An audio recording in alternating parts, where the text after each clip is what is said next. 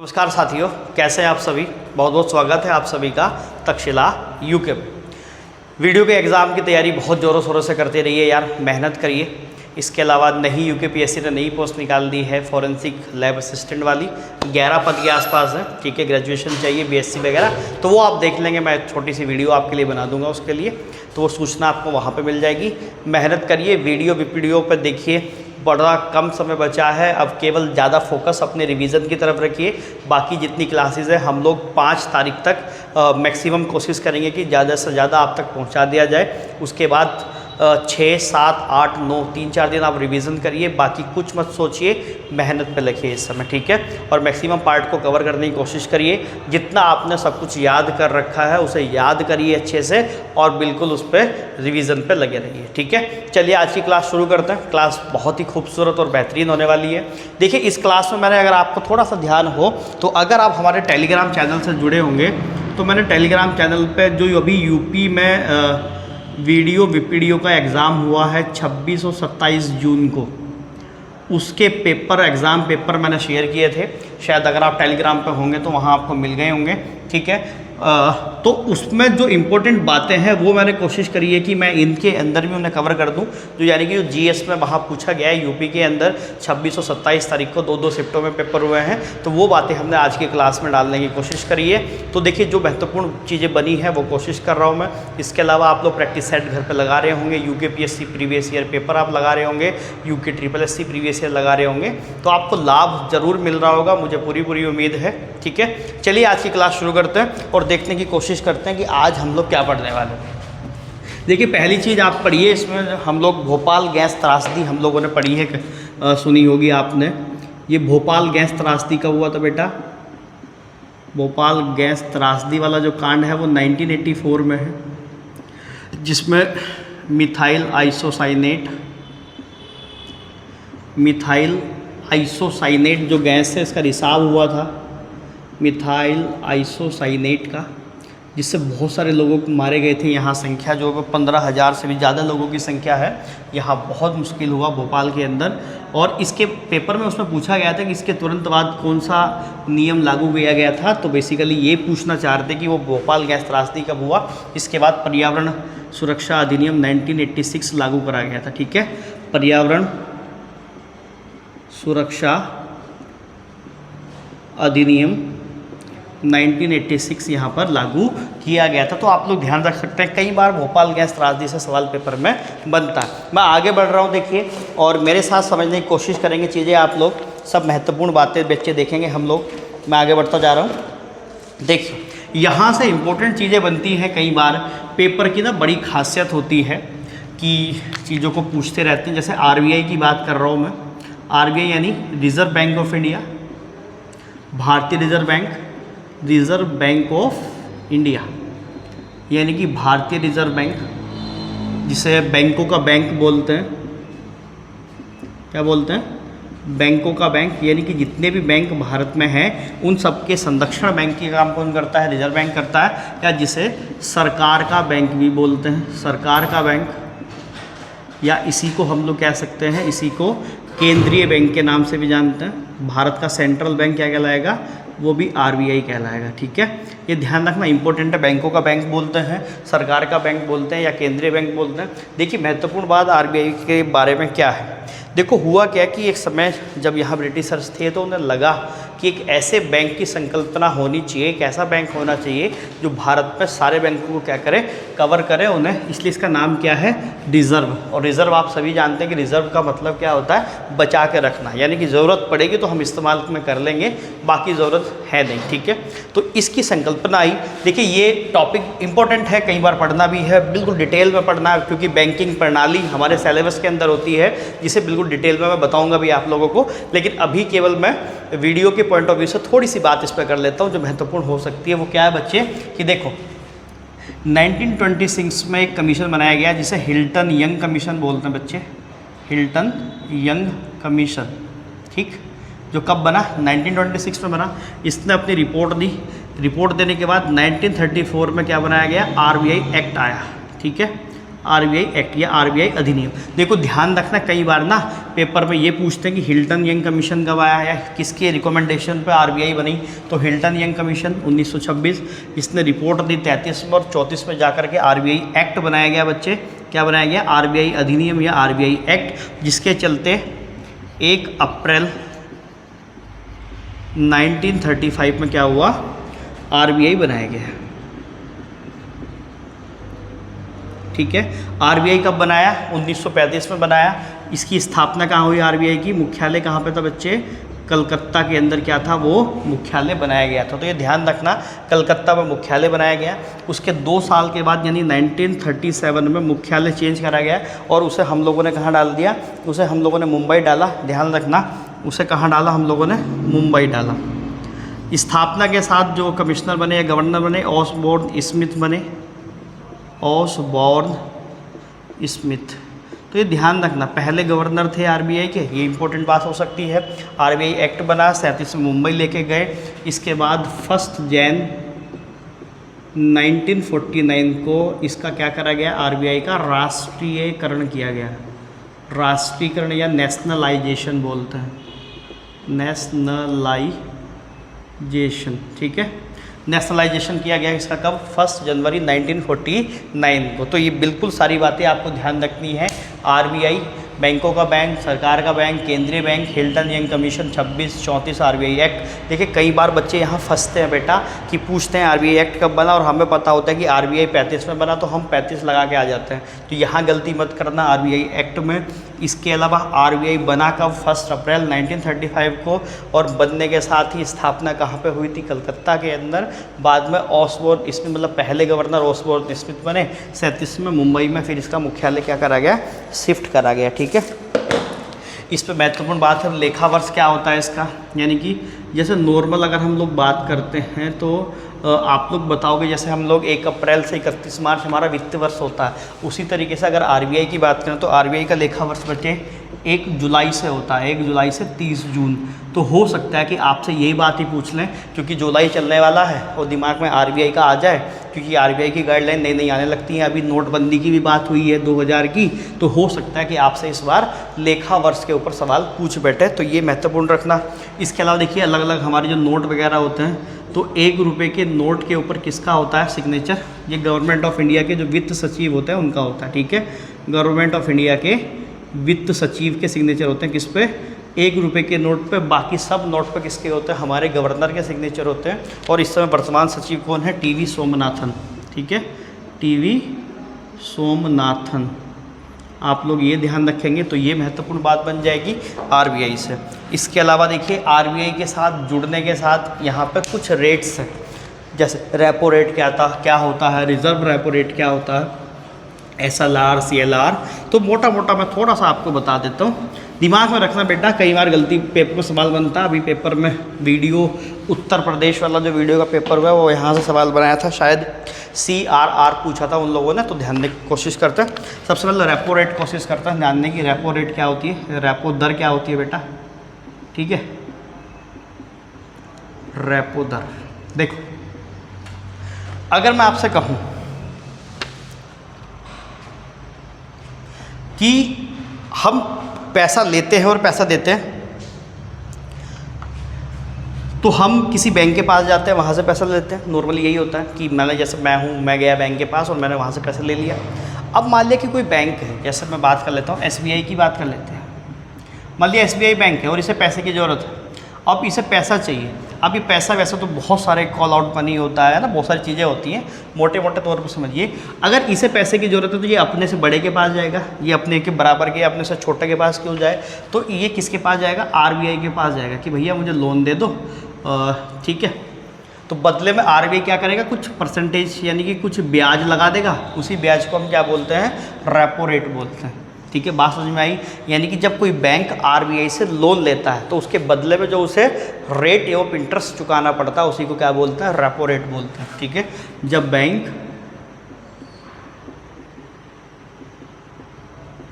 RBI से loan लेता है तो बदले में क्या देता है? एक रेट ऑफ इंटरेस्ट देता है, उसी रेट ऑफ इंटरेस्ट को हम क्या बोल रहे हैं? रेपो रेट बोल रहे हैं। ठीक है, इसके अलावा एक होता है reserve repo rate, reserve repo rate या रिवर्स करिए, रिवर्स रेपो दर।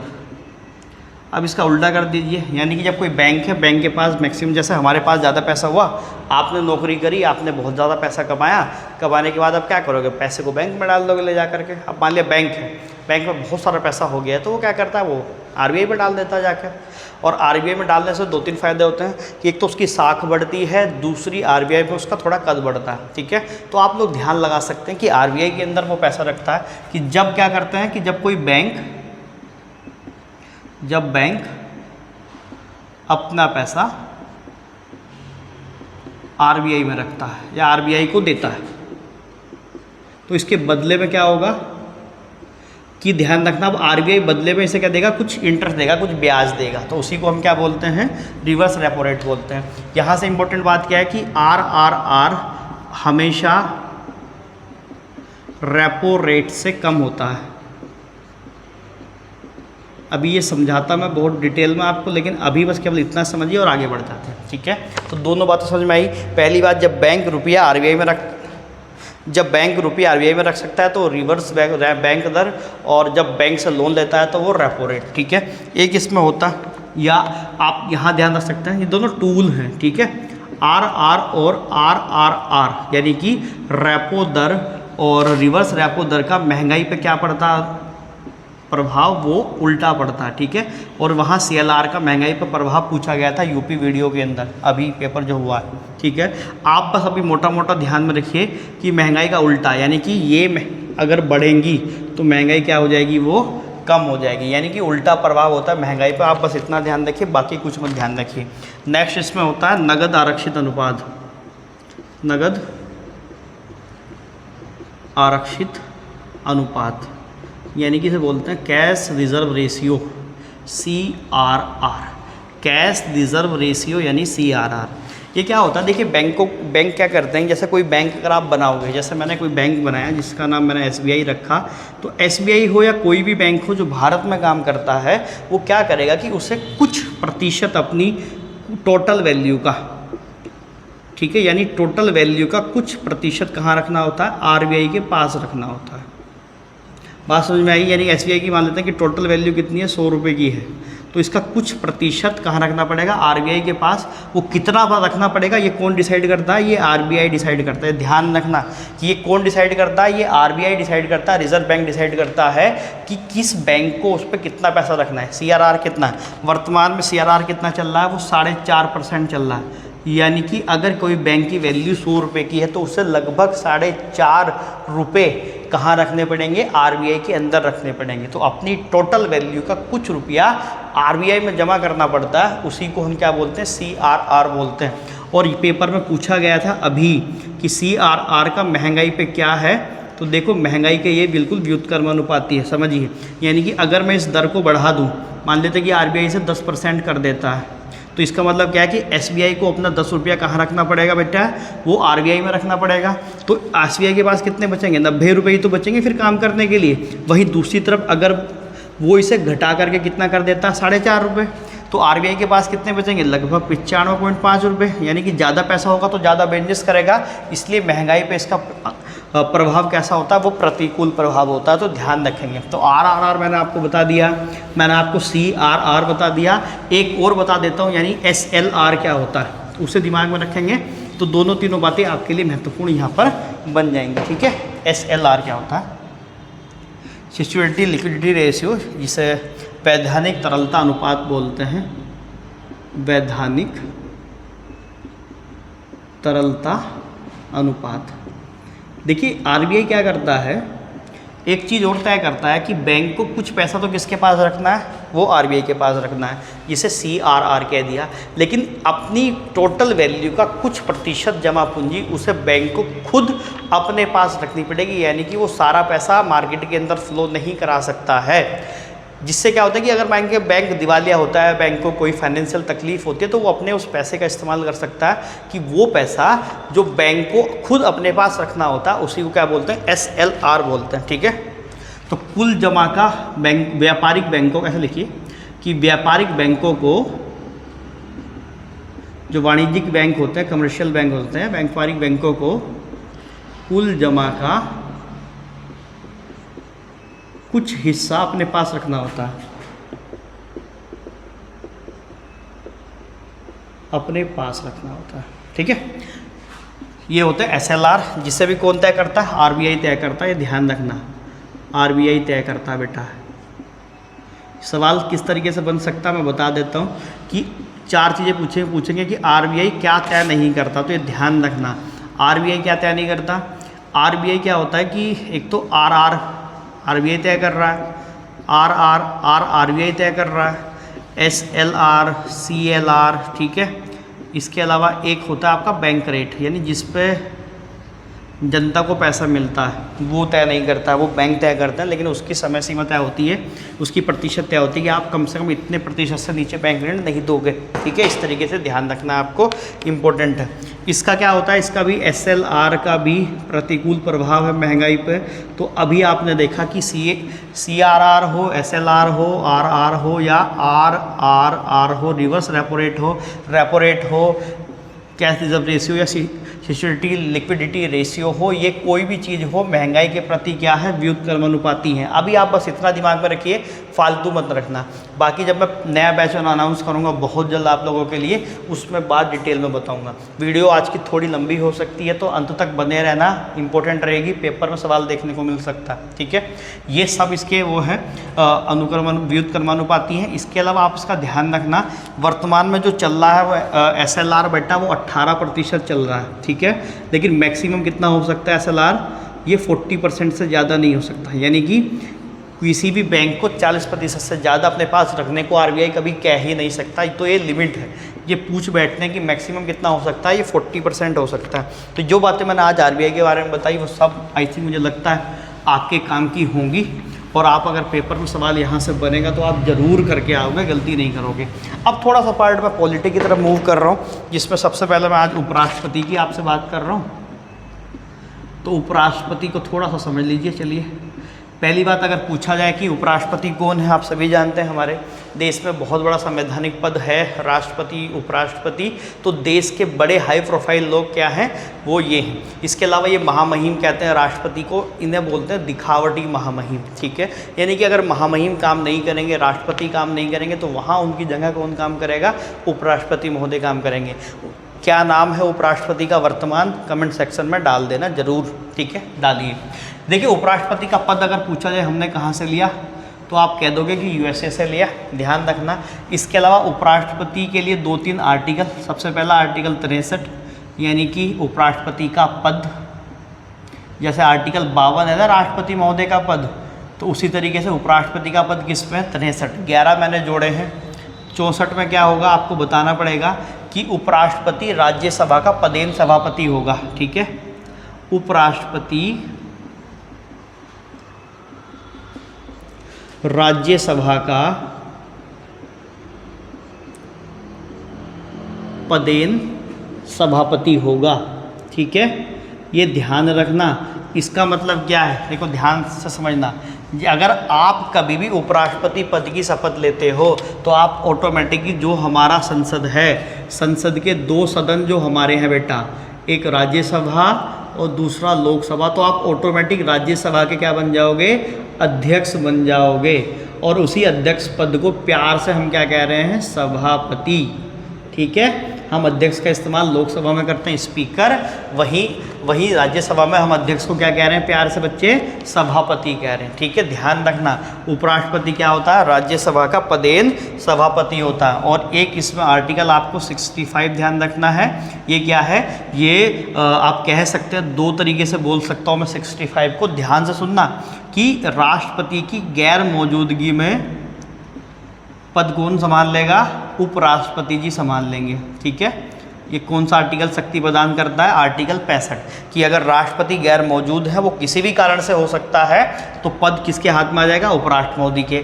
दूसरी बात, इस आर्टिकल 65 को मैं कह सकता हूँ कि उपराष्ट्रपति को राष्ट्रपति की शक्तियाँ प्रदान करता है। ठीक है, उपराष्ट्रपति को राष्ट्रपति महोदय की शक्ति प्रदान करता है। तो दोनों बातें आप ध्यान से समझेंगे, आई थिंक बिल्कुल क्लियर बात हो रही होगी।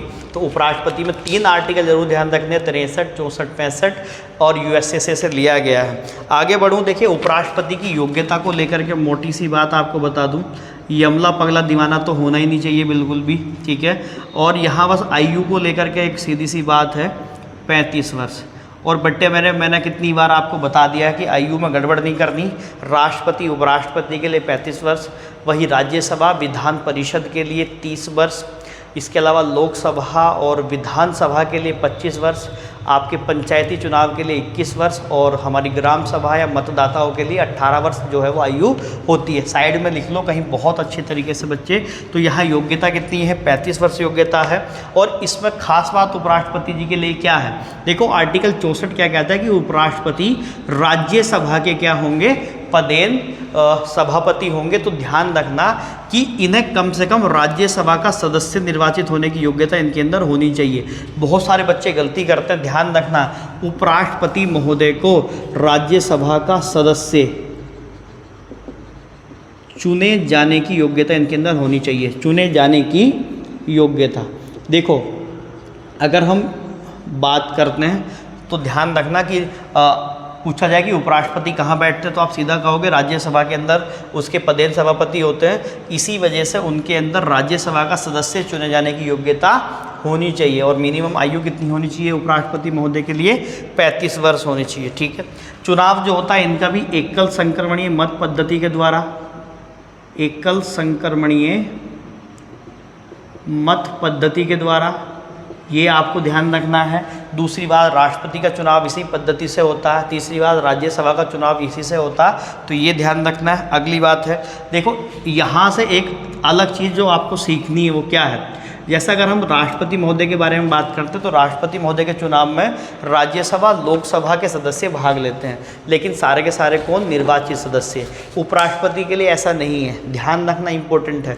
उपराष्ट्रपति के लिए चुनाव में चाहे वो निर्वाचित हो या मनोनीत हो, दोनों सदस्य चुनाव में भाग लेंगे। तीसरी बात, राष्ट्रपति जी के चुनाव में विधानसभा के जो सदस्य होंगे निर्वाचित, वो भाग लेंगे। यहाँ पे विधानसभा सदस्यों का कोई लेना देना नहीं है, कोई भी मतलब नहीं है। तो यहाँ केवल सदन के जो संसद के सदस्य भाग लेते हैं, संसद के समस्त सदस्य चुनाव में भाग लेते हैं, ठीक है। संसद के समस्त सदस्य, अब समस्त लिख दिया मैंने, इसका मतलब क्या है, वो या निर्वाचित भी हो सकते हैं और मनोनीत भी हो सकते हैं, निर्वाचित या मनोनीत दोनों हो सकते हैं, ठीक है, ध्यान रखना। और एकल संक्रमणीय मत पद्धति से होता, और ये चुनाव क्या कहलाएगा, अप्रत्यक्ष चुनाव कहलाएगा, ना कि प्रत्यक्ष चुनाव। और अप्रत्यक्ष और प्रत्यक्ष चुनाव में सीधा सा अंतर क्या है, जहां जनता वोट करे सीधा वो प्रत्यक्ष चुनाव, और जहां जनता सीधा वोट ना करे वो अप्रत्यक्ष चुनाव की कैटेगरी में आता है, ठीक है। चलिए थोड़ा सा इसे उपराष्ट्रपति महोदय में और थोड़ा सा आगे बढ़ता हूँ, समझने की कोशिश करते हैं। आई थिंक आप लोगों ने कमेंट सेक्शन में डाल दिया होगा, मैं चेक कर लूँगा बाद में, लेकिन आप डाल दो उपराष्ट्र महोदय का नाम क्या है अभी हमारे यहाँ पे, ठीक है। क्लास में अगर कुछ बात समझ में आ रही हो, पॉइंट की लग रही हो तो लाइक ज़रूर कर देना। अब देखो कार्यकाल की बात करते हैं, उपराष्ट्रपति महोदय का कार्यकाल तो वही कितने वर्ष का हो जाएगा बच्चे, 5 वर्ष का हो जाएगा।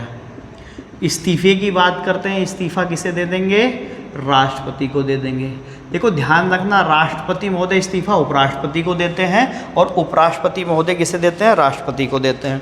शपथ कौन दिलाएगा, शपथ दिलाएंगे राष्ट्रपति महोदय, ठीक है। और यहाँ एक बड़ा सवाल बच्चे गलती करते हैं कि राष्ट्रपति महोदय को शपथ कौन दिलाएगा, तो ध्यान रखना राष्ट्रपति महोदय को शपथ चीफ जस्टिस ऑफ इंडिया दिलाएंगे, वही उपराष्ट्रपति को शपथ राष्ट्रपति दिलाएंगे, प्रधानमंत्री को शपथ राष्ट्रपति दिलाएंगे, ठीक है, ध्यान रखना। लेकिन बस राष्ट्रपति को शपथ कौन दिलाएंगे, भारत के सर्वोच्च न्यायालय के मुख्य न्यायाधीश। बहुत आराम से बता रहा हूँ, बहुत प्यार से, ठीक है।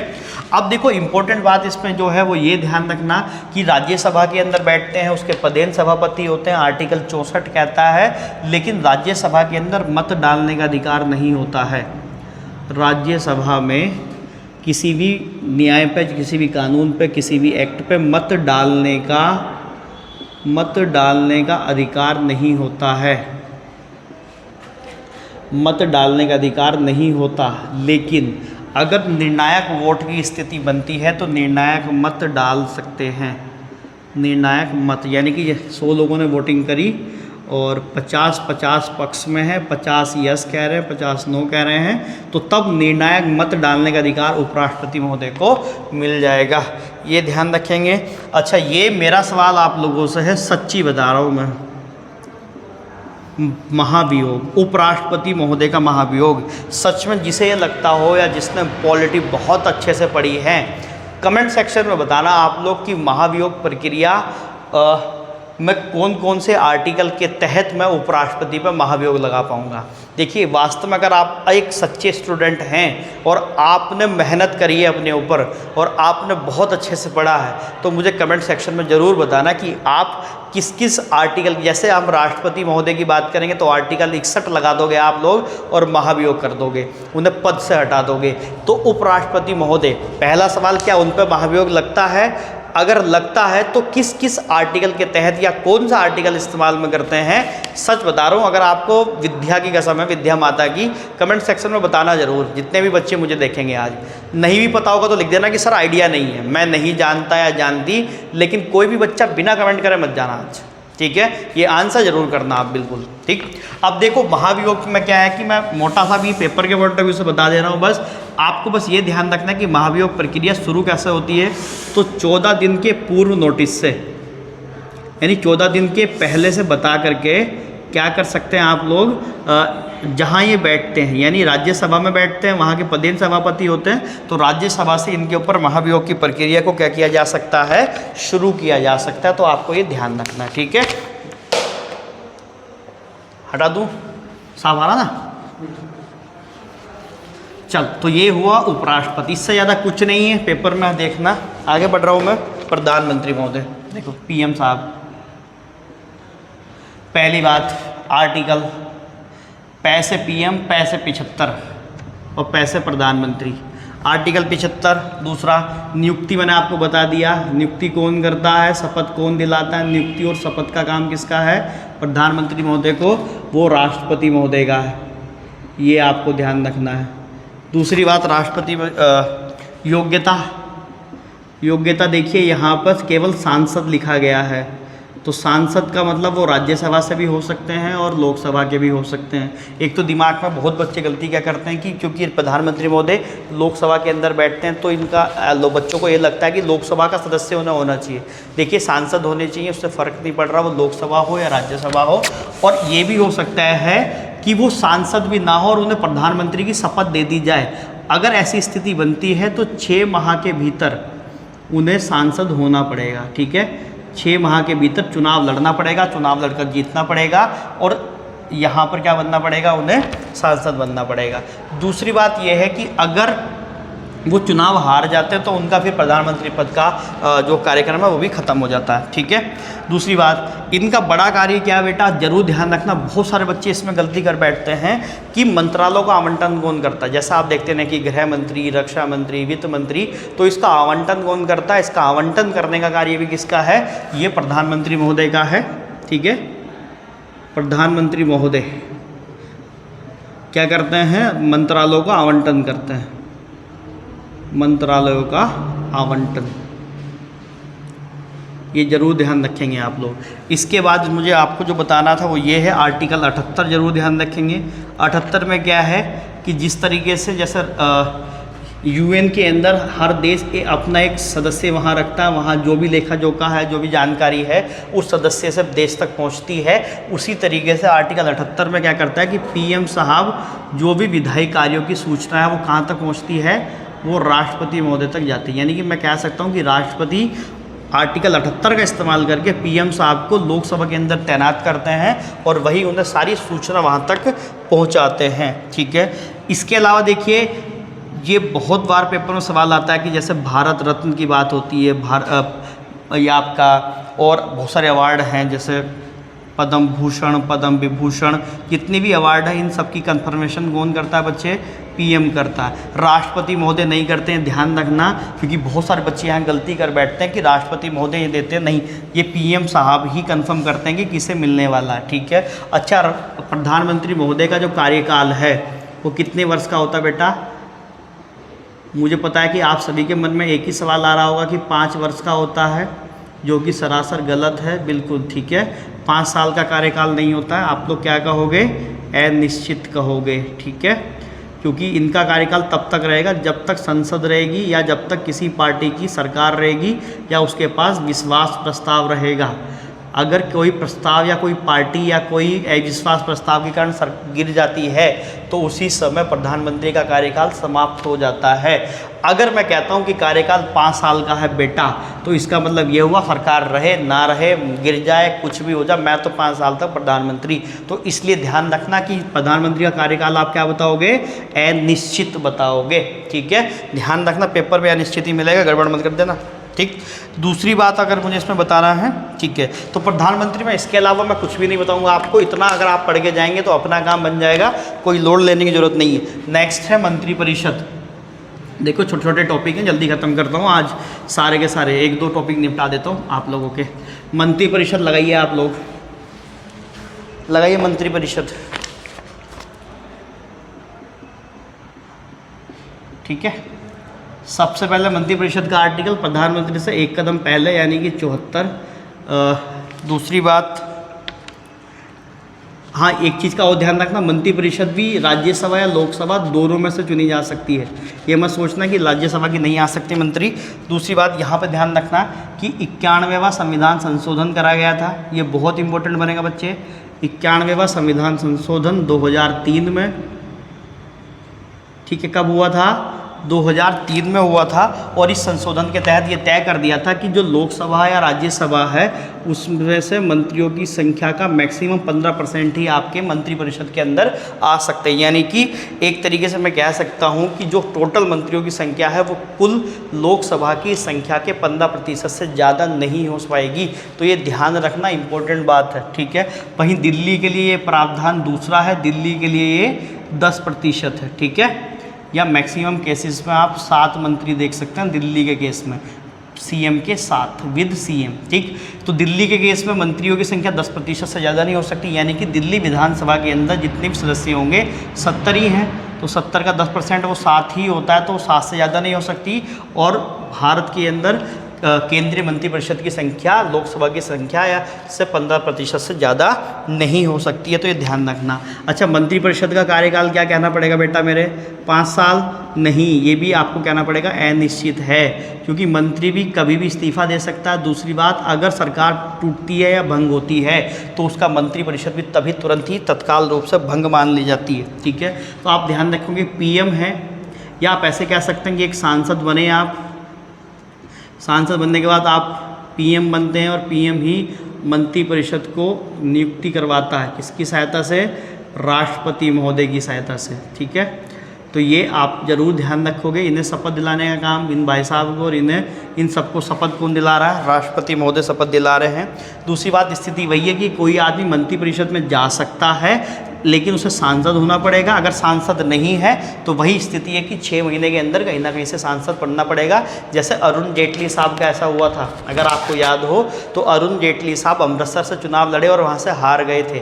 फिर नरेंद्र मोदी साहब 2 जगह से जीते थे, अहमदाबाद से भी और आपका काशी जी से भी। तो काशी जी की सीट रख ली थी, अहमदाबाद की सीट किसे दे दी थी?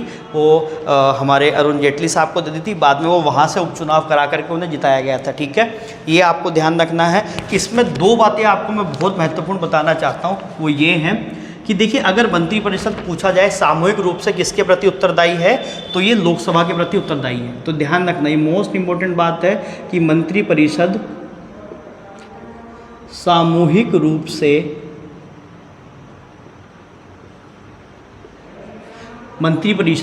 रूप से लोकसभा के प्रति उत्तरदायी है।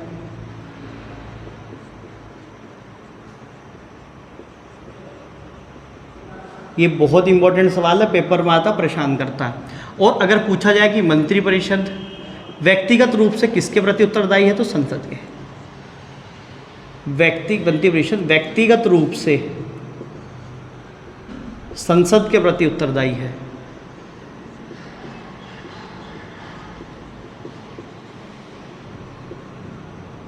ठीक है, दोनों बातें ध्यान रखना बहुत महत्वपूर्ण है। लास्ट टॉपिक आज का ले रहे हैं महान्यायवादी, और उसके बाद क्लास को कर रहे हैं खत्म। ठीक है, महान्यायवादी और आज निपटा देते हैं, काम खत्म हो जाएगा हमारा। पेपर का हिसाब से मोटे मोटे टॉपिक हमने बहुत सारे कवर कर दिए आज तो यार। महान्यायवादी देखिए, दो चीज़ है, न्याय है इसका मतलब जस्टिस जुड़ जाएगा, महा है तो महामहिम के साथ जुड़ जाएंगे, यानी कि केंद्र सरकार का सर्वोच्च विधि अधिकारी, केंद्र सरकार का सर्वोच्च विधि यानी कानून जानने वाला अधिकारी, सर्वोच्च विधि अधिकारी। आर्टिकल पूछा जाए तो महान्यायवादी आर्टिकल 76 या 76 का पैरा नंबर 1, ठीक है। जो भी पेपर में आए आप वो लगा सकते हैं, ये आएगा तो आप इसी के तहत इसकी क्या होती है, नियुक्ति होती है, तो ध्यान रख सकते हैं आप, ठीक है। नियुक्ति करने वाले व्यक्ति कौन हैं, तो ये आपके राष्ट्रपति महोदय होते हैं, राष्ट्रपति महोदय ही नियुक्ति करेंगे, ध्यान रखना। कार्यकाल की बात करूँगा तो कार्यकाल देखो यहाँ भी क्या है, अनिश्चित ही कहना पड़ेगा, या मैं कह सकता हूँ कि राष्ट्रपति के प्रसाद प्रयत्न, राष्ट्रपति के प्रसाद पर्यंत, तो ये ध्यान रखना, गड़बड़ मत कर देना। कार्यकाल का भी देखो, कार्यकाल 5 साल, 3 साल, 2 साल कुछ मत डाल देना। वर्तमान में जो हमारे अभी महान्यायवादी साहब हैं उनका नाम है are Venkat Ramani, are Venkat रमणी, जिन्हें अभी बनाया गया है द्रौपदी मुर्मू, जिन्हें अक्टूबर 2022 में कराया है नियुक्त, तो इनका कार्यकाल 3 वर्ष का है, ठीक है। इनका कार्यकाल 3 वर्ष का निर्धारित किया गया है, यानी कि जो भी हमने क्या कहा, राष्ट्रपति के प्रसाद प्रयत्न रहता है, ये ध्यान रखेंगे, ठीक। इसमें 2-3 बातें कि सभी सदनों की कार्यवाही में भाग ले सकते हैं, सभी सदनों की कार्यवाही में भाग